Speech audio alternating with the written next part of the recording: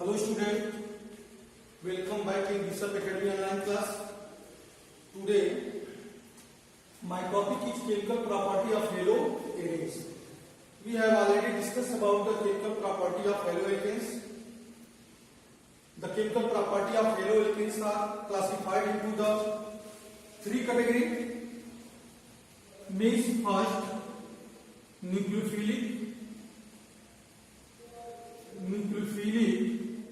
substitution reactions, nucleophilic substitution reactions. Second, elimination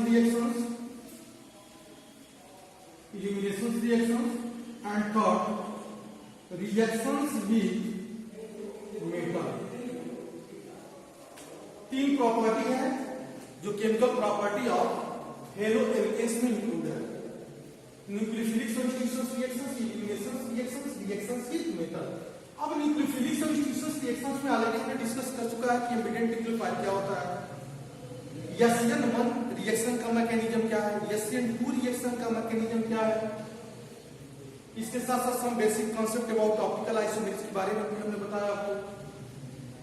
elimination reaction में alcoholic potassium hydroxide के साथ अगर कोई 1 डिग्री हेलोएल्केन्स है, रिएक्शन होगा तो प्रोडक्ट क्या बनाएगा. 2 डिग्री अगर होगा तो रिएक्शन होगा तो प्रोडक्ट क्या बनाएगा. 3 डिग्री होगा तो रिएक्शन होगा तो प्रोडक्ट क्या बनाएगा. तो एलिमिनेशन रिएक्शन में और इसमें स्टेटिकल रूल्स भी हमने आपको बता रखा है कि कौन सा मेजर प्रोडक्ट होगा, कौन सा माइनर प्रोडक्ट होगा. रिएक्शंस विद मेटल में हमने ग्रिग्नॉट रिएजेंट को बताया. अगर कोई एल्किल हैलाइड मैग्नीशियम मेटल के साथ ड्राई ईथर के प्रेजेंस में रिएक्शन कर रहा है, हमारा प्रोडक्ट बनाता है RMgS बनता है. इसको बोलते हैं हम ग्रिग्नॉट रिएजेंट. और एक बहुत ही इंपॉर्टेंट कंपाउंड है. इसके द्वारा हम 1 डिग्री अल्कोहल बना सकते हैं, 2 डिग्री अल्कोहल बना सकते हैं, 3 डिग्री अल्कोहल बना सकते हैं. जिसका एग्जाम्पल 1-2 हमने इसकी प्रीवियस वीडियो में आपको बताया था. इसके साथ रिएक्शंस विद मेटल में अगर कोई हेलोएल्केन्स है या एल्किल हैलाइड है, सोडियम मेटल के साथ रिएक्शन करता है ड्राई ईथर के प्रेजेंस में, तो symmetrical alkene double number of carbon containing compound की फॉर्मेशन हो रहा है. तो यह 3 ऐसे टॉपिक थे जिसपे हमने डिस्कस किया था केमिकल प्रॉपर्टी ऑफ हेलोएल्केन्स. अब यहां पर हम डिस्कस करेंगे chemical property of haloarenes. Chemical property of haloarenes में पहला रिएक्शन है nucleophilic substitution reaction.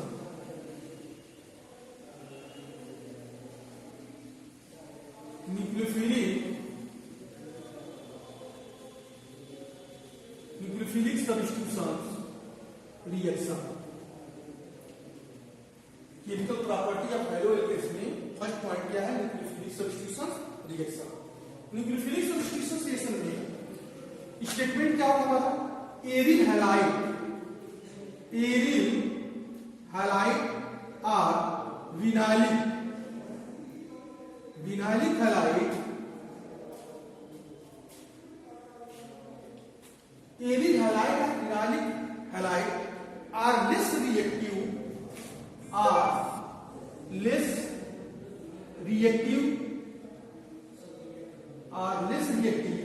toward nucleophilic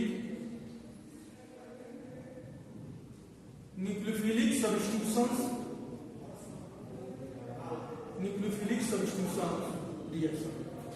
aryl halide और विनाइलिक हैलाइड, ध्यान दीजिएगा इसमें कि एरिल हैलाइड और vinylic halide are less reactive toward nucleophilic substitution reaction than that of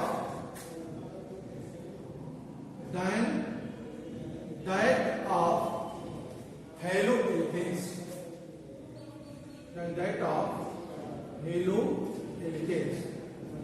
क्यों भाई, एल्किल हैलाइड तो बड़े मजे से न्यूक्लियोफिलिक सब्स्टिट्यूशन रिएक्शन दिखा रहा था.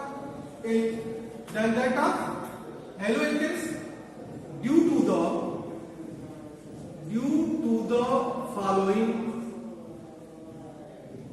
the following reason.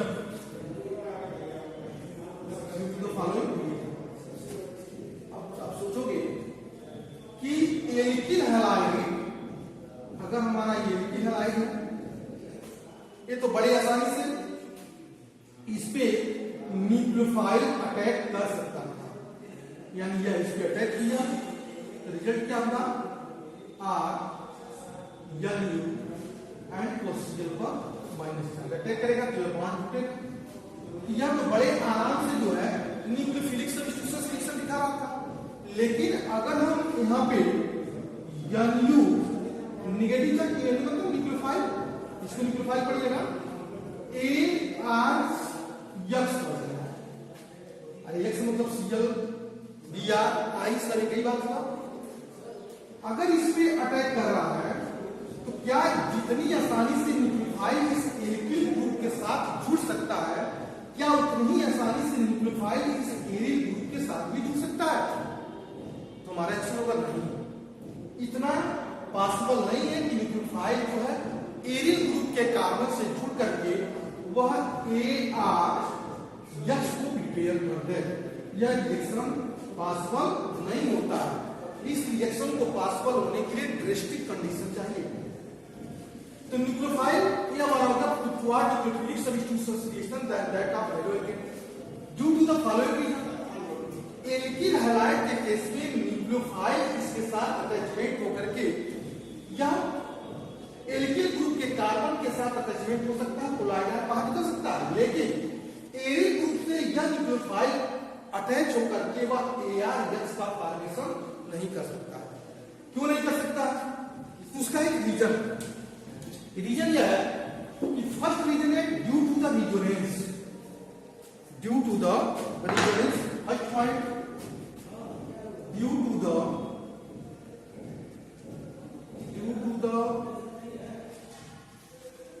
रिजोनेंस। पहला रीजन क्या है? रिजोनेंस है। रिजोनेंस की वजह से जो एरिल हैलाइड है वह न्यूक्लियोफिलिक सब्स्टिट्यूशन रिएक्शन को शो नहीं कर सकता। फॉर एग्जांपल अगर हमारे पास कोई एल्किल हैलाइड है, एरिल हैलाइड है, ये हमारा हो गया बेंजीन का स्ट्रक्चर और बेंजीन के साथ सपोज एक हमारा क्लोरीन जुड़ा हुआ है और इस क्लोरीन पे 3 lone pairs, 1 lone pair, 2 lone pair and 3 lone pair. जब क्लोरीन और इस कार्बन का हाइड्रोजन क्या है? sp2 और sp2 हाइड्रोजन में कार्बन की जो इलेक्ट्रोनेगेटिविटी होती है वो 33% होती है, 33%। तो इस कार्बन और क्लोरीन के बीच में जो अटैचमेंट है वह इजीली इस कार्बन से क्लोरीन हट नहीं सकता, रिमूव नहीं हो सकता। क्यों? क्योंकि इस जो एरिल ग्रुप है, इस पूरे कंपाउंड जो एरिल ग्रुप है इसका नेचर होता है electron withdrawing group, electron with drawing group. अब कौन कौन से इलेक्ट्रॉन विथड्रॉइंग ग्रुप है? तो electron withdrawing group AR aryl group, cyanide ion ये भी इलेक्ट्रॉन विथड्रॉइंग ग्रुप है, यंग O2 ये भी इलेक्ट्रॉन विथड्रॉइंग ग्रुप है। यानी यह अपने तरफ इलेक्ट्रॉन को अट्रैक्ट करने की कैपेसिटी को रखता है। तो यह जो बेंजीन है और बेंजीन क्षेत्र का किसमें जब क्लोरीन छूट गया तो यह एरिल ग्रुप हो गया। अब यह एरिल ग्रुप क्लोरीन पे जो 1 लोन पेयर इलेक्ट्रॉन है इसको अपनी तरफ क्या करेगा? अट्रैक्ट करेगा। अब यहाँ पे हमारा सेकेंड स्टेप में हो जाएगा Cl प्लस चार्ज, क्योंकि Cl 1 लोन पेयर डोनेट करके जो एरिल ग्रुप है इसके साथ क्या हो जाएगा? हमारा डबल बॉन्ड बनाएगा और यह R2 के पोजीशन पे इलेक्ट्रॉन की डेंसिटी इंक्रीज होगी। Second resonance. थर्ड रेजोनेंस, अब यहाँ पे R2 के पोजीशन से इलेक्ट्रॉन को डोनेट करेगा, यहाँ पे हमारा डबल बॉन्ड बनाएगा और पैरा की पोजीशन पे इलेक्ट्रॉन की डेंसिटी इंक्रीज होगी। तो next Cl 2 lone pair plus charge double bond and R2 पे यहाँ पे डबल बॉन्ड बन जाएगा, पैरा पे इलेक्ट्रॉन की डेंसिटी बढ़ेगी और हमारा रेजोनेंस हो गया थर्ड रेजोनेंस। फोर्थ रेजोनेंस में यह पुनः यहाँ पे ट्रांसफर होगा इलेक्ट्रॉन और यह टूटेगा, पुनः R2 के पोजीशन पे इलेक्ट्रॉन की डेंसिटी बढ़ेगी। तो Cl plus charge 2 lone pairs double bond aryl group और R2 के पोजीशन पे इलेक्ट्रॉन की डेंसिटी इंक्रीज हो रही है और यह हमारा जो है डबल बॉन्ड यहाँ पे हो जाएगा, दूसरा डबल बॉन्ड हमारा यहाँ हो जाएगा। एक रिजोनेंस हमारा भी बना। अगेंस्ट यह आर्थो के पोजीशन से इलेक्ट्रॉन डोनेट किया जाएगा और यहाँ पे डबल बॉन्ड बनेगा और यह बॉन्ड टूटेगा और नेक्स्ट स्टेप में हमारा जो स्ट्रक्चर बनेगा Cl 2 2 4 2 6, ओके, यहाँ पे सिंगल बॉन्ड हो जाएगा और यह जो है बेंजीन के साथ जुड़ेगा। इस टाइप से बॉन्ड अल्टरनेट होता जाएगा। अब जब तक यह बॉन्ड इस कार्बन और क्लोरीन के बीच में जब तक यह बॉन्ड ब्रेक नहीं होगा तब तक हमारा कोई भी न्यूक्लियोफाइल इस कार्बन पे अटैचमेंट नहीं हो सकता। तो हम इसको इंक्लूड किसमें किए? Due to the resonance haloarenes so the resonance structure so it is not possible to remove the halogen from the carbons of the benzene ring। यानी रिजोनेंस स्ट्रक्चर के वजह से या Cl या Br या I जो इस कार्बन से अटैचमेंट है वह रिमूव नहीं हो सकता, जिस वजह से इस पे कोई भी न्यूक्लियोफाइल अटैक नहीं कर सकता। नेक्स्ट रिजोनेंस हो गया। दूसरा रीजन क्या है? Second, first nucleophilic substitution reaction possible नहीं हो रहा है एनी वेलाइन में, तो पहला रीजन हमारा क्या? Due to the resonance. Resonance की वजह से जो है न्यूक्लियोफिलिक सब्स्टिट्यूशन रिएक्शन पॉसिबल नहीं है। सेकेंड रीजन क्या है जिसकी वजह से न्यूक्लियोफिलिक सब्स्टिट्यूशन रिएक्शंस एरी हैलाइड में पॉसिबल नहीं होता है? तो उसको हम बोलेंगे हाइब्रिडाइजेशन। सेकेंड रीजन क्या है? हाइब्रिडाइजेशन। डिफरेंसेस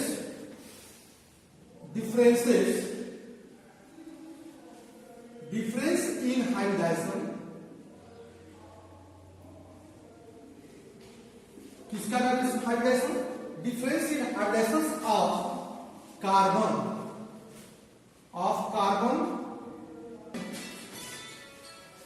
सपोज दैट हमारा यह बेंजीन का स्ट्रक्चर जुड़ा हुआ है, बेंजीन का स्ट्रक्चर है और इस ग्रुप से कोई हाइड्रोजन Cl हमारा जुड़ा हुआ है। अब यहाँ पे जो कार्बन है, फर्स्ट कार्बन, एक वन कार्बन यहाँ भी है, second, third, fourth, fifth, sixth. ध्यान देना इसमें कि यह कार्बन का हाइड्रोजन क्या है? sp2। इस कार्बन का हाइड्रोजन क्या है हमारा?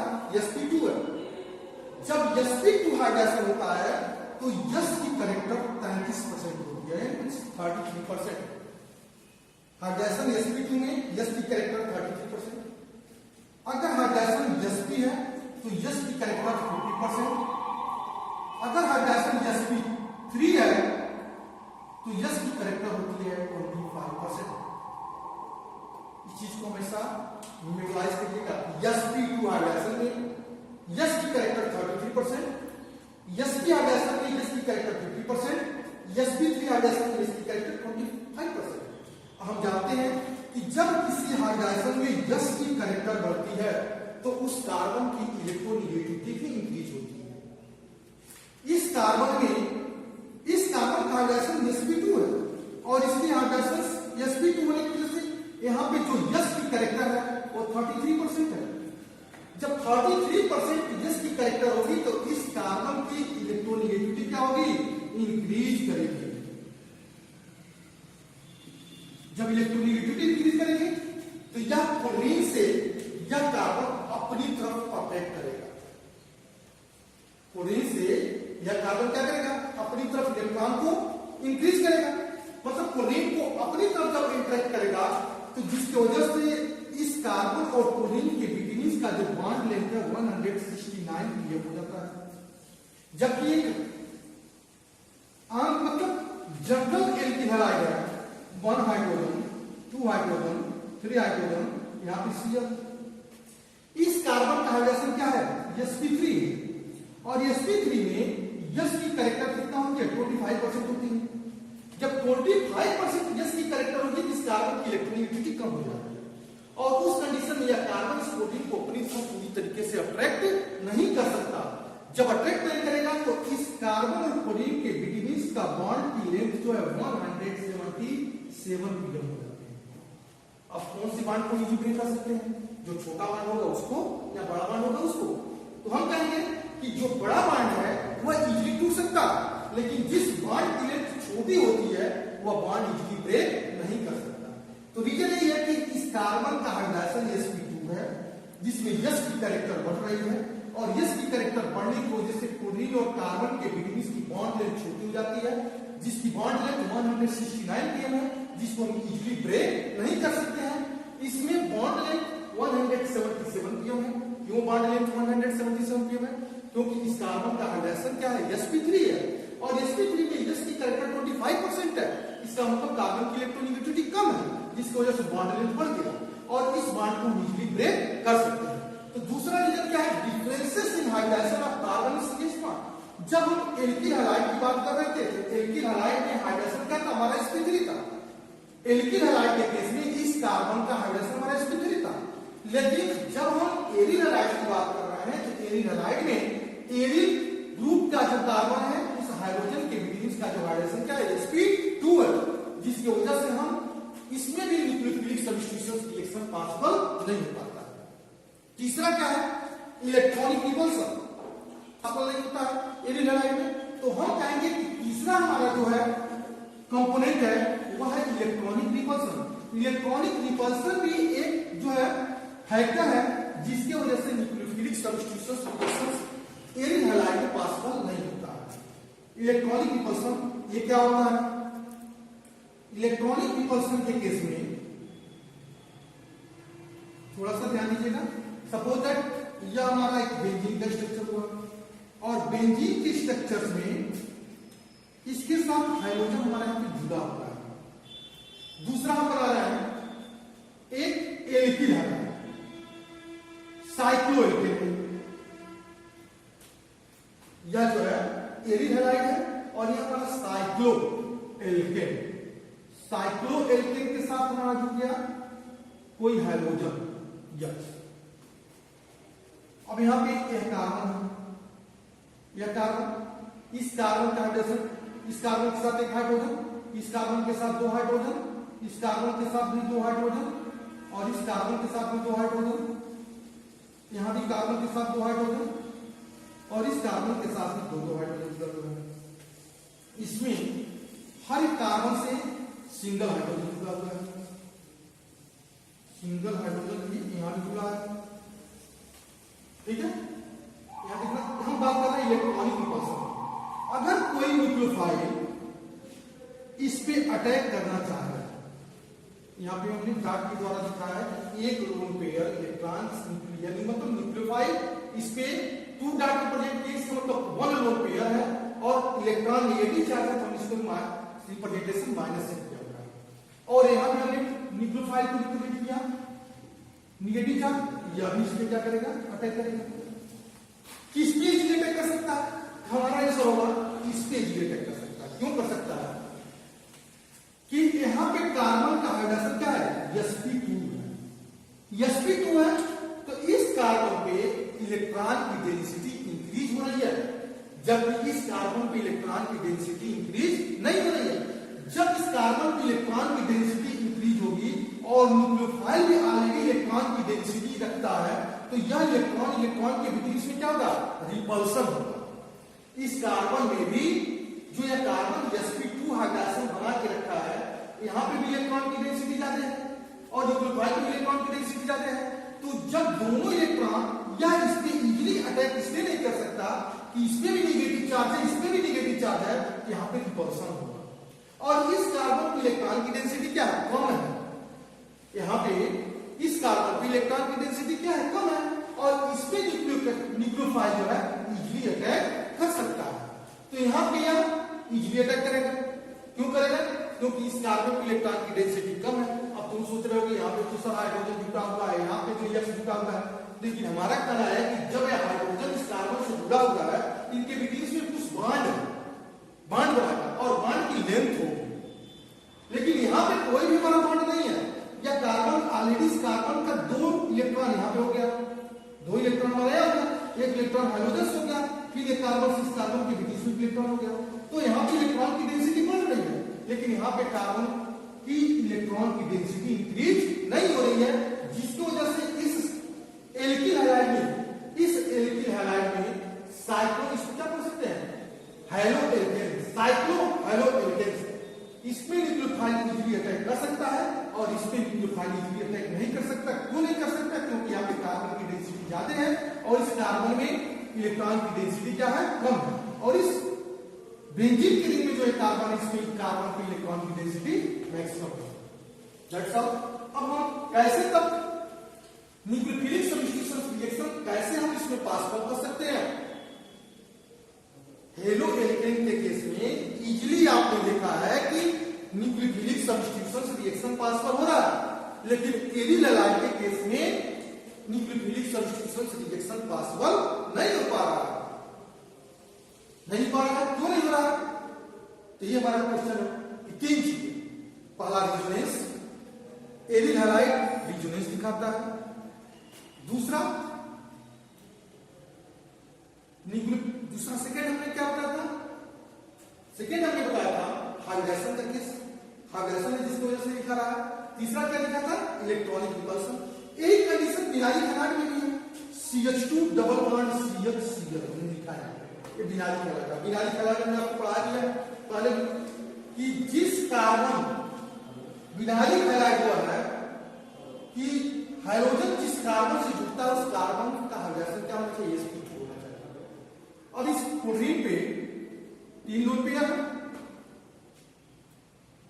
3 लोन पेयर है, या 1 लोन पेयर यहां पे डोनेट करेगा और या बॉन्ड टूटेगा। तो इसका रिजोनेंस कैसा बनेगा? CH2 negative charge minus single bond CH double bond CH cross charge, इस दोनों का रिजोनेंस है। अब जब रिजोनेंस दिखाएगा यह क्लोरीन हटेगा कैसे? इसको तो हटाना है, जब यह हटेगा तभी तुम्हारा कोई अनदर न्यूक्लियोफाइल इसमें रिप्लेस होगा, लेकिन ऑलरेडी हट ही गया। क्यों नहीं हट रहा? क्योंकि बिनारिक हैलाइड भी रिजोनेंस स्ट्रक्चर को शो करता है, और बिनारिक हैलाइड जब रिजोनेंस शो करेगा तो इसमें भी इजीली न्यूक्लियोफाइल अटैच नहीं हो सकता, मतलब न्यूक्लियोफिलिक सब्स्टिट्यूशन रिएक्शन पे भी इजी दिखा नहीं सकता। That's all.